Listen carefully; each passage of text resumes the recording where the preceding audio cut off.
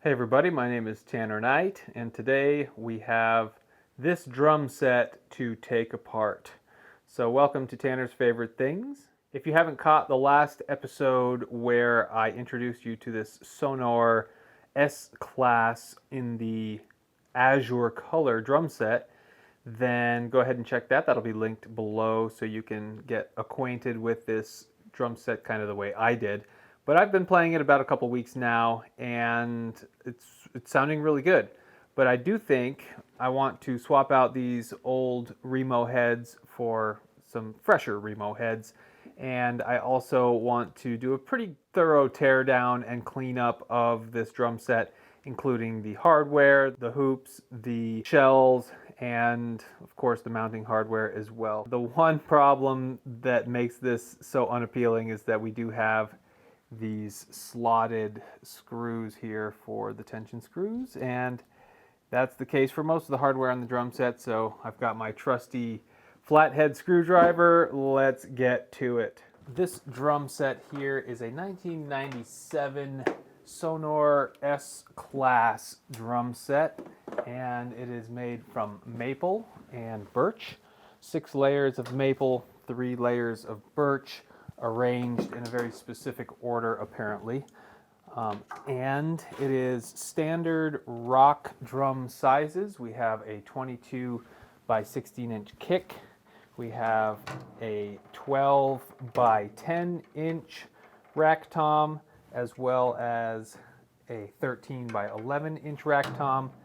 And we also have a 16 by 16 inch floor tom, which is rounding out the toms. This drum set is made in Germany, which is my very first made in Germany kit. Really nice, sturdy hardware that we'll take a very close look at. And there we have it. The fully, disassembled. It's not disassembled yet, but it is certainly taken out of the working order, and now we're gonna disassemble even further from here. So before we start removing screws and tension rods here, let's take a look at this carbonate hoop. And I don't know what to make of that, because I looked up the word carbonate and I couldn't find any actual use of this term in drum manufacturing.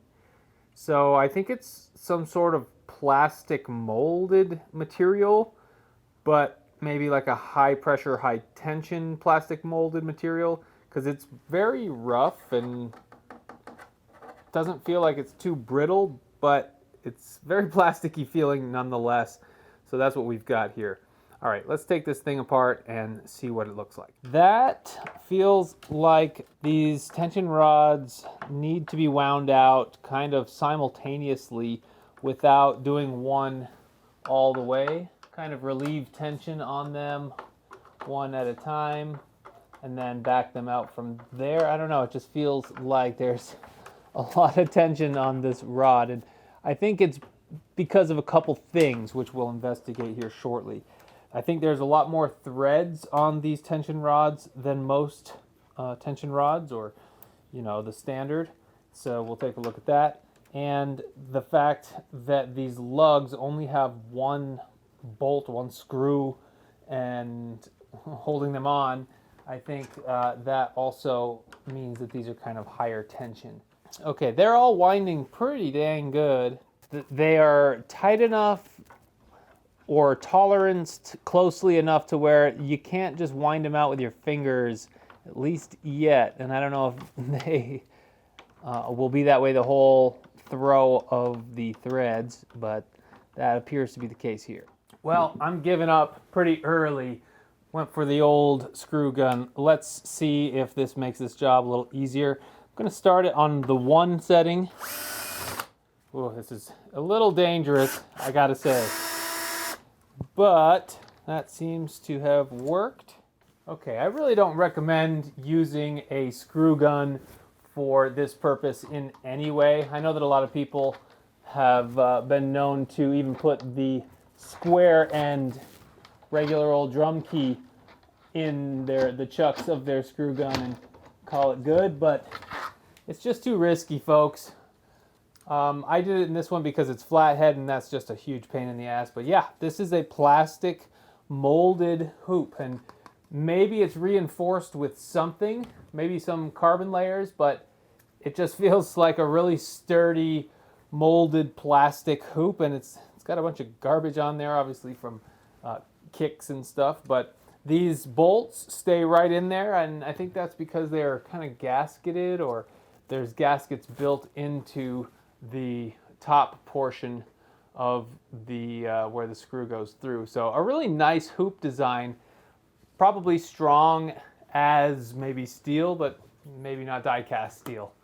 So there's the hoop. I like that I can flip it over and the screws stay in there. So a nice design there. So let's take this old E-mat off of here. And this is actually not too terrible. This little sticker has taken the brunt of it. I expected that to be punched in a bit more based on how it's been worn through. But I think that's actually saved the life of this E-mat quite a bit. And yeah, feels nice and sturdy. Here is my sweatshirt that I put in here. And now we're starting to get a little picture of what's unique about these Sonor drums. And that's the grain direction, or at least the grain direction of what you can see on the inside and the outside. They make it so that the grains that you see are vertical with the circumference of the drum. So that meaning that it's vertical going with the side walls rather than the grain going along the curvature of the actual drum. So it's just slightly different, and I know I probably didn't explain that too well, but it's just a different way. Just think of the grain of the wood going 90 degrees from what a normal kind of drum layup would do. But these are 9-ply. Again, we have maple and birch in kind of sandwiches. And the way I understand that Sonor does their drums is that we have one going maple of 3, we have another maple of 3, and then on top of that birch of 3, and that's the inside layer here. So let's take a closer look at the inside of this shell. Notice how there's just tiny little bits of hardware here and there. One bolt per lug. We have one vent right here. That's not a bolt hole, but it is a hole. And otherwise, no other drilling ports. With the grain of this birch, I think the inner layers are the birch. It's kind of hard to see with how the grain is going, but or where the seams are. But you can see that there are lines probably from the milling, maybe the forming process as well. But that's what the inside of this drum looks like. This is what made in German craftsmanship looks like. And let's see if we can get a good eye on that bearing edge. It's pretty sharp, I gotta say. That's what I would consider maybe more than a 45-degree angle. So interesting how they choose for the batter side a very sharp bearing edge on this kick. And I wouldn't be surprised if that's the case with all of them. So let's take a look at the actual hardware that holds each lug on. This is the screw, and it appears to be an Allen key. I don't think it's a Torx key, so just a regular 6-sided Allen key, maybe a size 4. We'll have to figure that out here in order to get these off, but that's all that holds every single lug on here.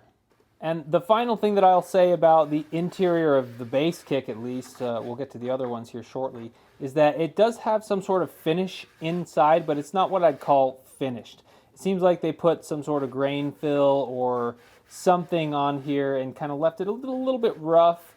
So it's not what you'd call beautiful, but it is kind of sealed, and I think that helps compression and resonance with this wood as well. Now that we're going on to the bearing edge, it's always pretty important to make sure you have something soft under there, a carpet or, something that will prevent that from being marred.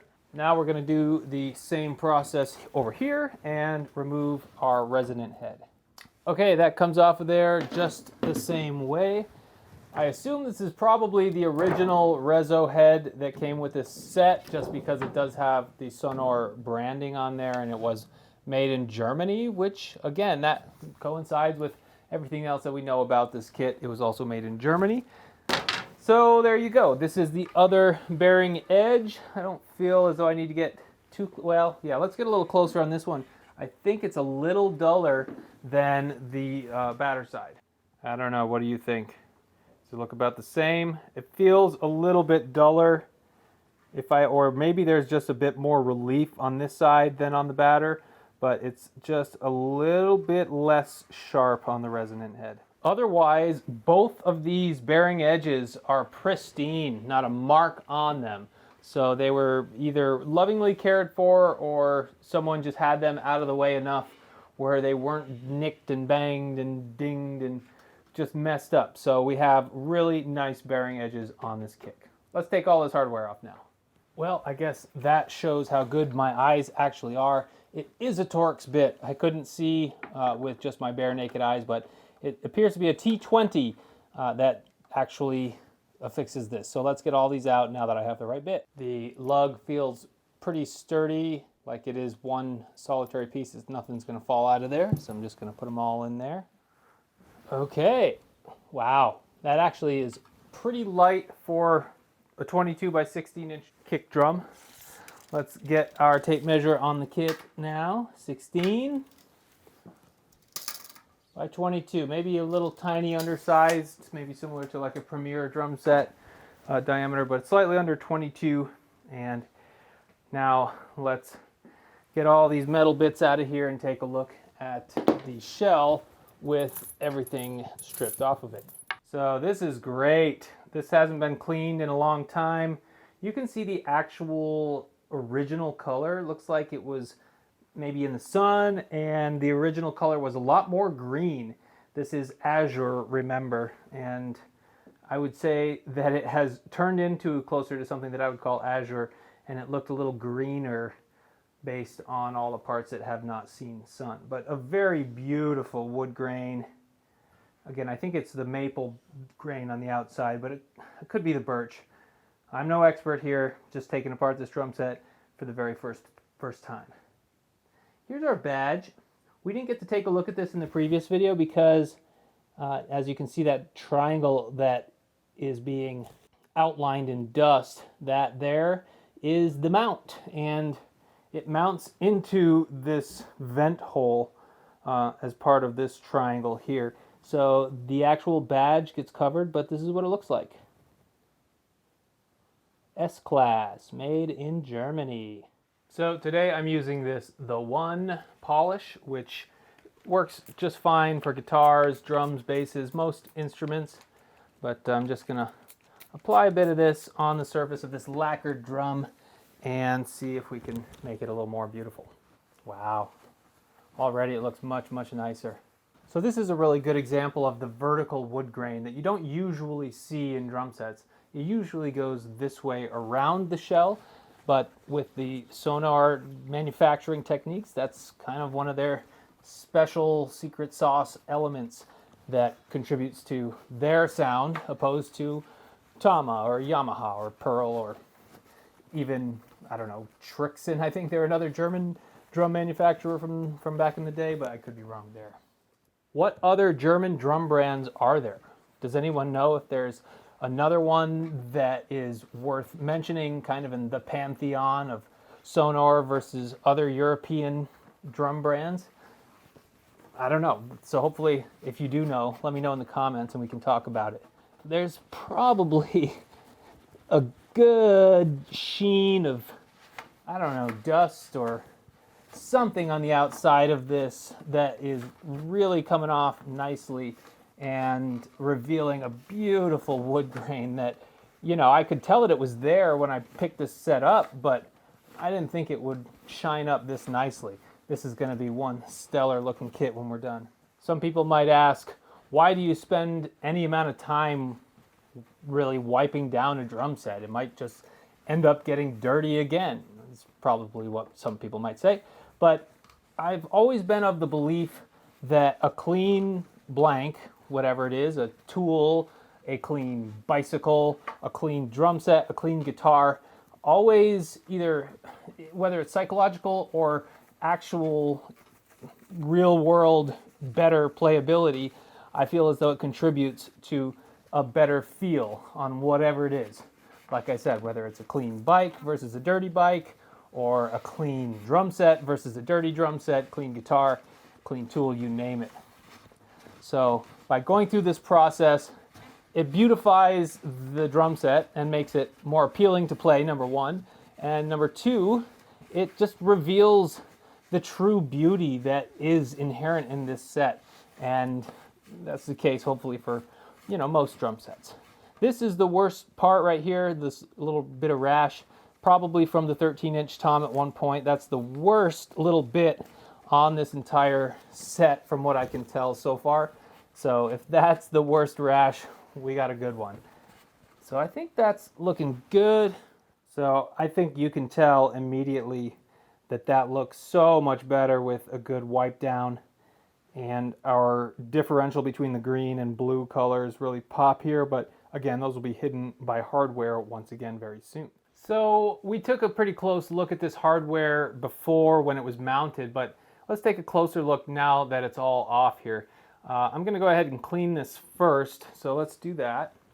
Just using some Windex for these chrome bits. Don't need to be too crazy here. Can't worry too much about chrome parts because they'll just get fingerprints on them.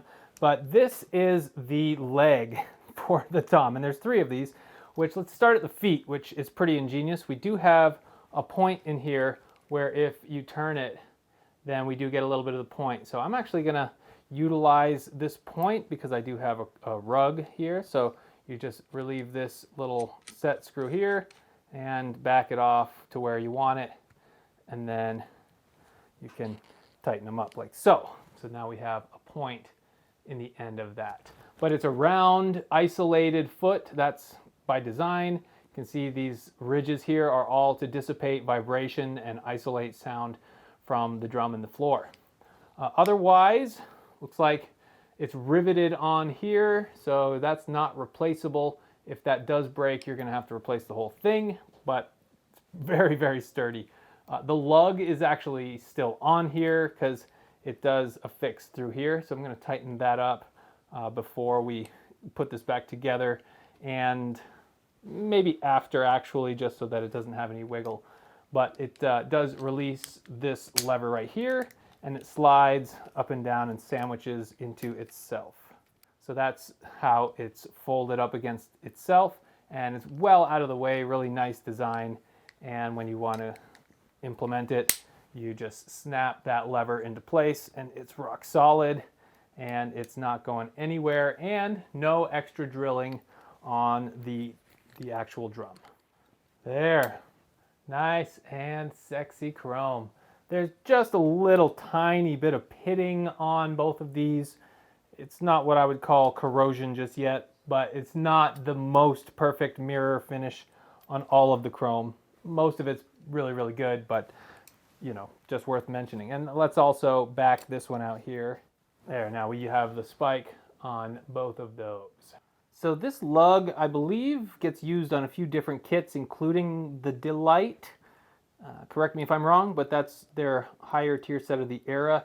And it's got these little flanges on here, which make contact with the shell, but we only have the one screw that affixes this whole thing. And I think you can take this little cap off to reveal how this is held in here, but I'm not going to do that. But this swivel nut, I guess is what you'd call this. It doesn't swivel. This swivel nut here is affixed by what looks to be a diamond end on it that's just seated right in there. So really nice lugs, and all the chrome on these looks really good. So the very last thing we'll look at on the kick is this triangular UFO style mount. And I think it is a 7/8 inch tube here, so it's not terribly wide, but it's strong enough to hold a single post with two mounts on either side. But it's nice, it's bent, so it has some conformity to the actual curvature of the drum, while adding some design panache, I guess, these little etched lines. And here's the bottom of it. It looks like the hood ornament off of a 1950s car, but there actually is the branding right here, Sonor, made in Germany, just stamped right into that metal. And these are the lugs that hold it onto the side. They just stay right on there unless you decide to take them off with an Allen key. And these actually are Allen keys, so that's a little confusing why the screws on the inside of the drum are not, but there you go. All Allen key hardware for the tom mount. And this unit right here that actually holds the post is very solid. It's a very solid chunk of cast metal. It's not hollow or anything. So they put like 3 hockey pucks basically on top of one another to provide enough stability and weight and strength to hold that post down there. And again, it doesn't go through, so there's no drilling into the shell. It just sits on the metal bit that's, you know, level with this right here, and you clamp it down, and that's pretty strong unto itself. All right, here we've got the 16-inch tom, so let's get this head off of here. Right, these hoops are just standard triple flange. They don't seem to be any real thick kind of hoop or anything, but these ones, if you flip it over, they will fall out, so you just gotta be mindful of that. All right, the inside of our 16-inch guy looks like this. And wow, another pretty sharp bearing edge, I would say. Another very steep angle and very excellently manicured bearing edge. Not a single ding or nick or anything that needs to be addressed in there whatsoever. All of the laminate plies are still together and functional, so no delam going on. And the exact same interior as the kick. Vertical grain going this way and semi-finished, I would say. Not really sanded down, but semi-finished. All right, let's clean this guy up too. When I purchased this drum set and I picked up each individual shell, I thought, yeah, that feels like birch because it was about as heavy as my Superstar equivalent toms. But now that all the hardware is off of here, these are actually really light shells. So I feel like it's a very light maple that they get, and they claim to use Canadian maple. So very nice maple, and the birch I think is from Scandinavia. So there's the shell. Let's go ahead and wipe her down as well. God damn, that looks beautiful now. Got one tiny little nick right there. Otherwise, this shell is in excellent condition for being a 16-inch. Here's a close-up of our badge on this drum. It just says Sonor S-Class, made in Germany once again. So similar to the kick legs, we have clamps and sliding situations here, and I actually have these set to where I like them. They do come with these memory locks that you can also set wherever you want, and yeah, that has plenty of adjustability. So let's clean this guy up too. All right, next we're gonna go in descending order. So this is the 13-inch tom. This is what all of the tension rods look like. We have very fine threads here. Maybe it's the same as the Japanese ones, but top of the head is slotted. Don't ask me why. Okay, the bearing edge is just as sharp on this one as on the others. And there might be one little tiny nick in the bearing edge that I can detect. Otherwise, well, here's a tiny little flat spot here. That's the problem with these ones, these toms that have pretty sharp bearing edges, is that it's easy to nick them and ding them. And this is by no means in bad shape, but you can definitely tell there have been some stick strikes along a good portion of this bearing edge.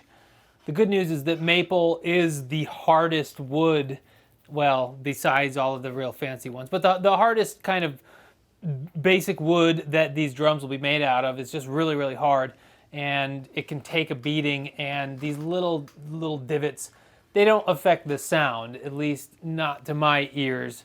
So it's not like I would recommend getting this bearing edge redone ever. It's just one of those things. The batter head can see a little bit of damage on these toms, and this one is in that realm, I would say. Evans Genera Resonant. Sounds awfully generic, but that's okay. The resonant head is fine. So this bearing edge, this is the resonant head, so it sees a bit more just dust and crap get built up. So that's just all the little fuzz and lint.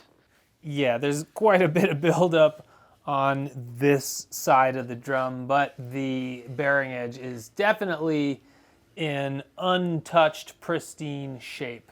This one has not been touched or pounded on or anything or abused, so that one is tip-top. And of course we have the same single lugs, the single screw lugs, but we'll take this mechanism off and look at it a little closer. Let's go ahead and strip this thing down. I will say I love the fact that these are Torx screws on the inside holding these lugs together, because Torx is by far the best gripping standard as far as this size of screw goes.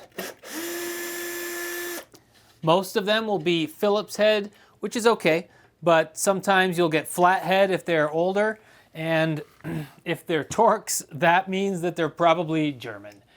So here is the mount. We'll take a closer look at that when we clean it up, but that's what we've got. And now this shell is filthy. Not as light as I would have expected, but let's go ahead and wipe her down. The reason that I go from largest to smallest drum is just for my own peace of mind, because this can get kind of tedious wiping everything down, and the bigger shells will have more area, obviously, so they're going to require a little more elbow grease. But if you start with the bigger shells and end with the smaller ones, you'll have less surface area, it'll go quicker, it'll feel like you're accomplishing more, and it's more of just like a psychological thing that I do for myself. So let's look at this thing now. Gorgeous.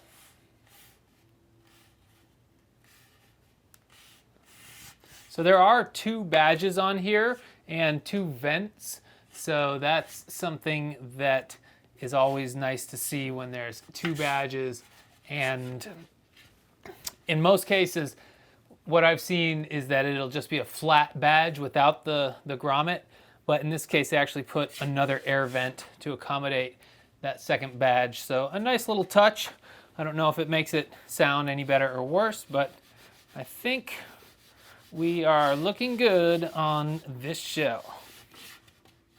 So one thing to point out, that this shell is isolated from the tom mount. And number one, you can see the seam here of this shell, which I've been looking and I haven't been able to see it very obviously until right now. So that's why I'm pointing it out now. But you can see the seam of the wood here, but you can also see this little dot is where the rubber grommet or isolation thing comes in contact with the shell. It just so happens to be right on the seam. I guess that's because it's measured and split exactly between these 2 holes, but you know, that's one thing to just be aware of, is that that rubber, it can leave a little bit of a mark here just from kind of rubbing or off-gassing, who knows, but that is there, and that's probably going to be the case on the other shell as well. So you can see the vertical grain once again here. You can see how it's going vertically instead of horizontally with the bend of the shell. Here's a close-up of that bearing edge. Let's see if we can get that in focus. There we go. Real sharp, real nice. This shell here says 707 printed right here. Not sure how well that's going to come out, but it says 707 right there. No other markings that I can tell on the interior of the shell. And here is the tom mount. It looks like a T, so I think this is probably called the T mount. I think I've seen that nomenclature used in the brochures of the era, but it says 13-inch on it, so it's telling you this is for the 13-inch tom. I think it says 11-inch on here. Can't really read what that says, but there's another stamp there. Otherwise, we have the same exact lugs. they look very identical, and just this T-bar that accepts the tom arm mount. And the arm is similar to a pearl arm in that it's a circular, I'm not exactly sure what size it is, but it's a circular arm mount, and it clamps down with this wing nut here, and there's also a flathead screw to clamp it down on this side. Otherwise, we have our little rubber grommet. Let's get a closer look at that. This is what caused that little mark on the shell that I pointed out just a minute ago. Just a little point to isolate it, and it's rubber. It's very hard and dense rubber, but it is rubber nonetheless, and that will interact with a finish in most cases. Otherwise, we just have our Sonor branding right here, and no other branding or markings on this mount.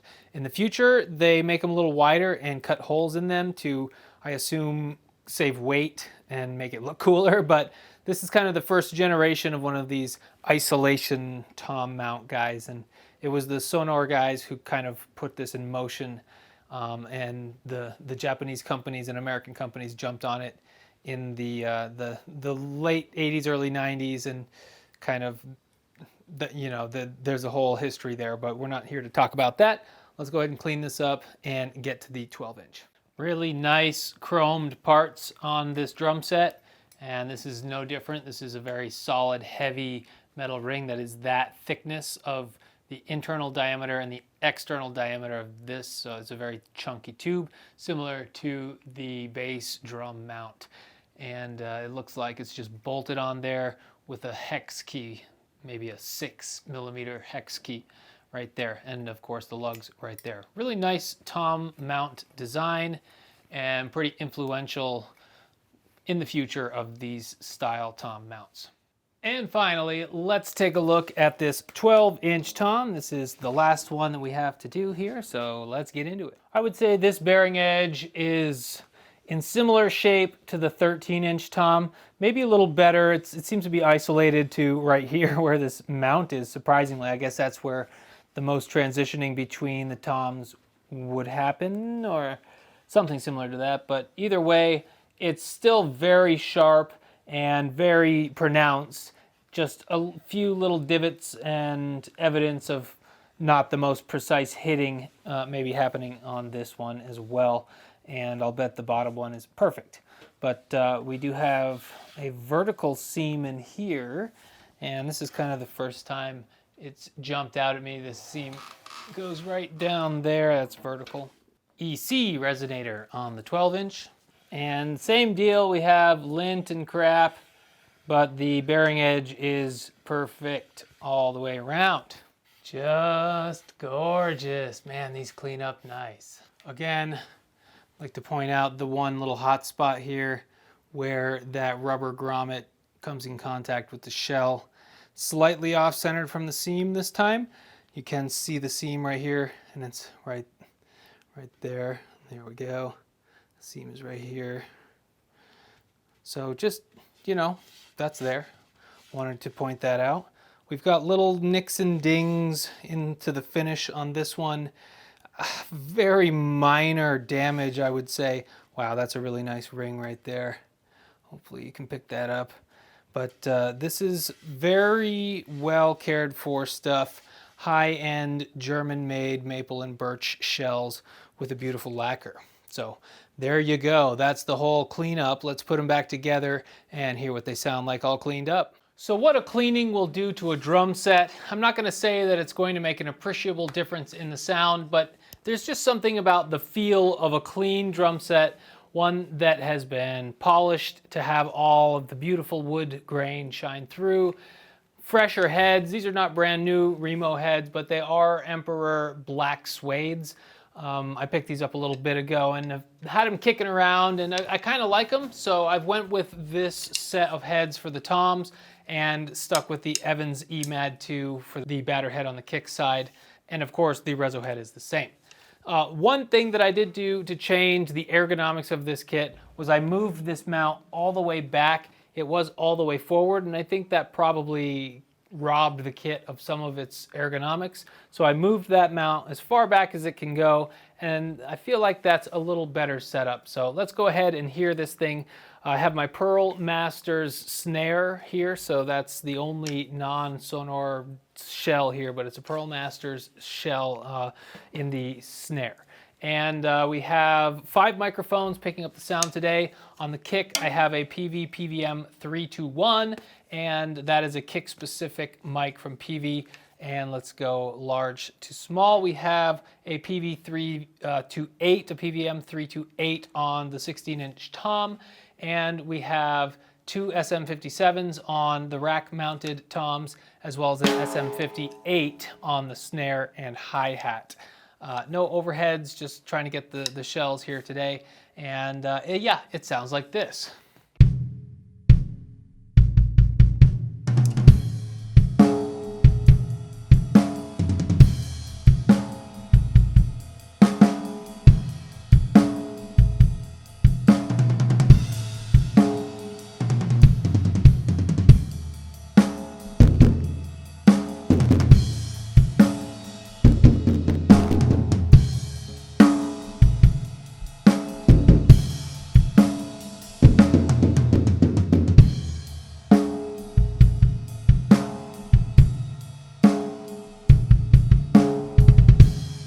Wow, I really love the sound of these heads on these drums. Let's just get an isolated sound. We don't need the snare. Here's the toms and then the kick.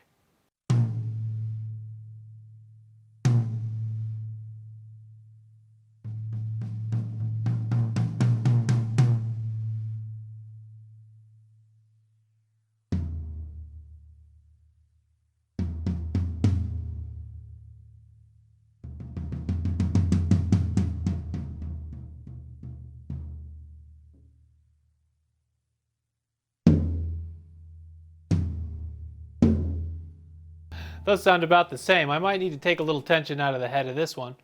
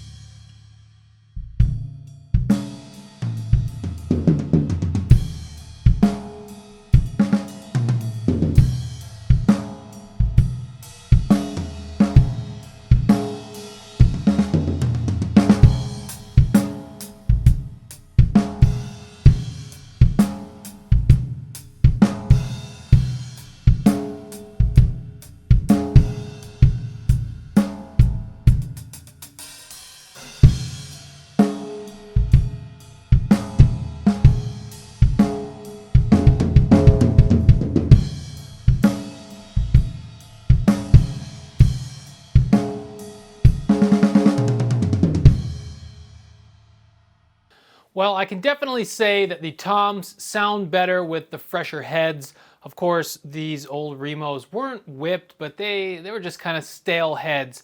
And having the newer heads on there really makes a huge difference. And the black suede Remo variety are a really nice option if you like a deep vintage sounding tom. And these are approaching vintage. They are, like I said, late 90s, which is over 25 years old at this point. So we are into the territory where these are considered vintage. And I'd say that they're also considered vintage due to the sizing, just having those power-ish tom sizes of 12 by 10 and 13 by 11. It puts them in a little bit of a foregone era. But to me, having a nice tune-up and cleaning all the schmutz off of there, putting some fresher heads, makes a drum set play so much nicer and feel, and even if it's just mostly psychological, I'll take it because it makes me want to play it even more. And that's really the goal here, is to make these instruments as playable and easy to just pick up and go as possible. So here's one last look at everything after a thorough cleaning. And everything's looking shiny and nice, and there might be some fingerprints on there from setting it back up, but overall this set is in way nicer shape than it was when I received it. It needed some love, it got some love, and it sounds a ton better. So that's what we've got here. Let me know what you think. Have you ever played a Sonor S-Class or S-Classics or S-Class Pro drum set? All of those come from this exact family here, and this is kind of one of the very first from that iteration from the late 90s. So Azure color, maple, birch, looking as good as it could. So let me know what you think. Like and subscribe if you like this type of content, and I hopefully will see you on the next one.